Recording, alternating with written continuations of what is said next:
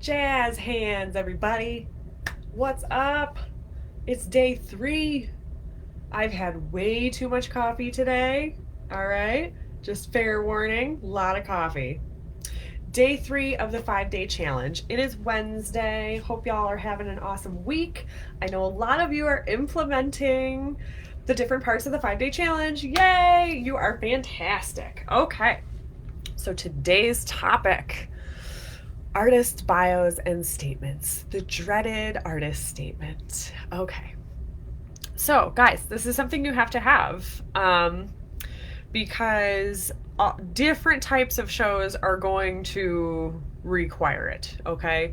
And I like to get these done, keep them on hand, and edit them every 1 to 2 years, so as your work progresses. And that way you have it when someone real quickly is like, hey, I need your bio so I can do a little write-up on you real quick in this art magazine or whatever it might be. So as you're jumping on today, please say hello. I know I've been all over the place as far as times this week. I do apologize. You can always catch it on the replay. So, I also have a big surprise for you guys today. Yay! Way too much coffee. Let's start with your bio, because it's a little easier. Okay, so what's the major elements of an artist bio? First, you're going to talk about where you were born, if it's pertinent. Like for me, I usually like to mention that I was born in Buffalo, but that I don't live there anymore, because that really influenced me as an artist. And when you look at my bodies of work, you'll see these basically two completely separate bodies of work, because some of it was made back east and some of it's now made out west. So I'll talk a little bit in my bio about where I'm from, where I practice my art now, what my education is. Okay. If you guys are self-taught, don't worry about it. People respect that. Okay. Just put it in there. Okay. People want to know in your bio, how did you learn about art? How did you become into this practice? Okay. So a bio is short, guys. It's like 2 paragraphs long, short, sweet, half a page of regular printer paper. No big deal. Okay. But it should include at least those particular items, maybe a little bit about how you started making art in the first place. Your name. Some people put their age in there, where you're from, where you're practicing now, your education. Okay. And probably your major mediums. Okay. So some people are only painters, but some people do paint and mixed media. We're not going to get into details about that. We're just going to, in the bio, we're just going to write, Andrea Cox is a photographer. Andrea Cox is a photographer working in alternative processes, okay, and digital works. Simple bio, guys. Not a big deal. Okay, so what about the statement? The statement gets a little muddier. All right. What the heck is an artist statement? So an artist statement is where you are going to talk about your work, why you make your work, how you make your work, what are the overarching ideas in your work, what are your major influences, things like that. I know I've talked about this before in this group, but it's always a good refresher. Okay. Now I hold 2 different artist statements. Okay. There's only one bio because you're only one person. But I like to have an artist statement that is an overall general view of my art. Then I like to build out specific statements for maybe a body of work or a specific series. Okay. Because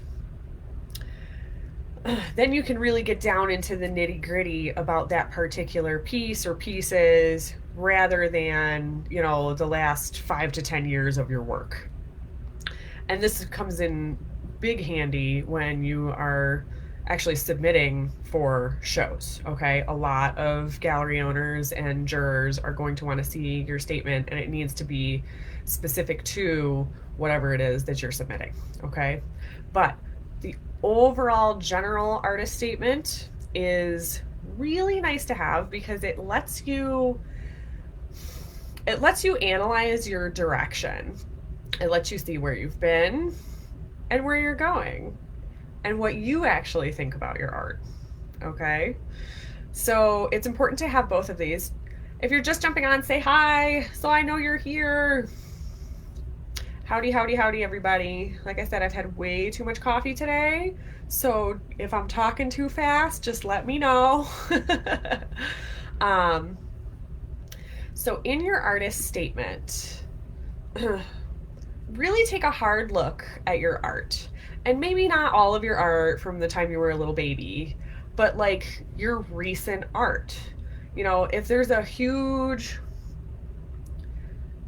shift, you were making art up until 5 years ago, and then there was this big shift and you started making different art, maybe you just want to look at the most recent 5 years. Or maybe you want to write separate statements for that older stuff. Okay, really look at your art and try to think about the overarching ideas. Maybe use some word association here. So jot down some of the first words that you see.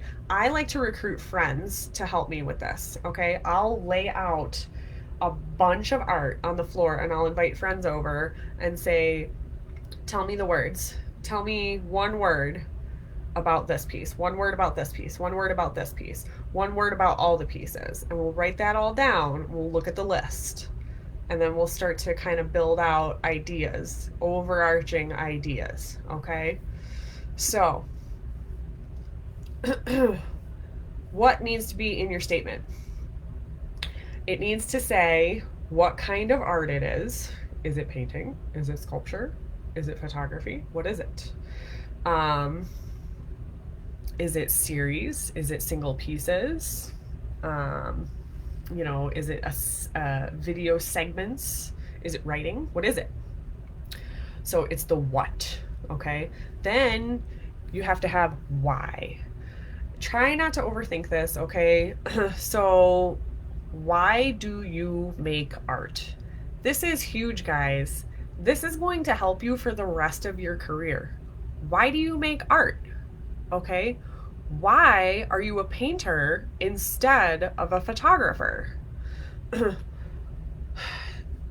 If you can articulate this to yourself and to the people around you, you automatically will have more clarity and a clear-cut path, more trajectory, more propulsion in your career. Okay? You need to really think about why you make art, why you make the kind of art that you make, and how it relates to the rest of the world. Okay? That's big, guys. Then you're also going to talk about how you make your art. Okay. Maybe it's just acrylic on canvas and that's like a pretty standard thing, but maybe you have some really unique way of mixing the paint that makes it unique. Or maybe you have some really unique way that you mix in sand to your paint to create texture. All right, so how you make your art. Okay, for me, I'm going to talk about the different types of processes that I use in the darkroom. Okay, why do I enjoy historical processes over digital photography? Well, because I get to get my hands dirty. So how do you make your art specifically? Okay, how you make your art might be influenced by why you make your art. All right, so think about how you can connect those. All of this goes into your statement, okay? So you've got the what, the why, and the how. All right. Now, something that tends to happen in artist statements, and you've probably seen them, is that it tends to come up to this big theory based, nonsensical uh, muddling of words, okay? Let's try to keep it really clear, okay? And unless there's a specific art theory from art history that is pertinent to your specific body of work, all right, you don't need to pull in a ton of theory and history, okay?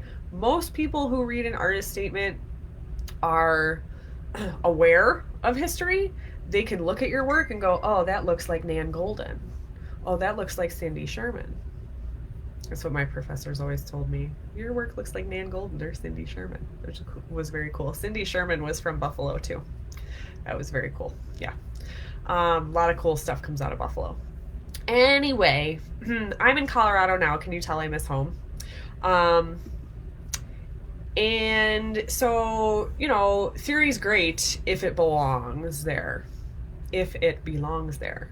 Try not to get too into these big fancy words, run on grammatically strange sentences. Just make it pretty concise, all right? And shorter is better. So you've got to write it all out, read it to yourself out loud, read it to a friend, see if it makes any sense at all. Okay, I have examples of these in the group. We can drop in some more samples. Please drop in your artist statements so that we can all have a look. Okay, I promise people won't just tear them to shreds, but maybe give you some constructive criticism.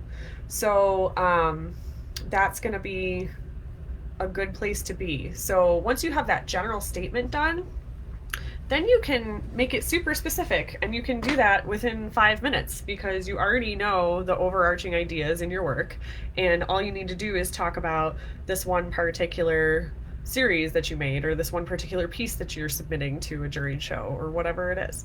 So super simple stuff. I have a big announcement today. Guess what? You all have been so lovely, and I've been working hard for you. And I am finally ready to bring you my 6-week Art Biz Boss course. It is ready. Okay, so I'm gonna drop the link in here, guys. If you want to take everything that you've learned this week and ramp it up, okay? I have taken basically my whole art career and smashed it into a 6-week course for you. Yes, I did that for you. This is going to be great. So you're going to get content dripped to you every week in digestible portions, okay, with actionable items so that you can do the work and then move on, all right? You're going to have 6 weekly group calls with me and everybody else who joins, okay, so that we can brainstorm, talk about the lesson, talk about how to implement the skills. We're going to talk about mindset stuff. We're going to talk about strategy. We are going to talk about it all. Whatever you want to talk about, whatever's bothering you with your art career, okay? So, guess what else I'm including? For free, you're going to get my virtual art show mini course when you join the 6-week Art Biz Boss course. So guys, that's $97 by itself. Okay, so you're gonna get that for free when you join. This all starts soon. You want to catch the early bird? I'm even gonna throw in another weekly call. So we start Friday the 17th, which is next Friday, guys. 9 a.m. Mountain Standard Time, 11 a.m. Eastern Standard Time, and all the Fridays thereafter for 7 weeks. Guys, there's so much more to this. I'm going to drop you the link. I love y'all. I hope you're having an amazing day. It's time to invest in yourself. It's time to invest in your future. It's time to make the leap. Love y'all. See ya.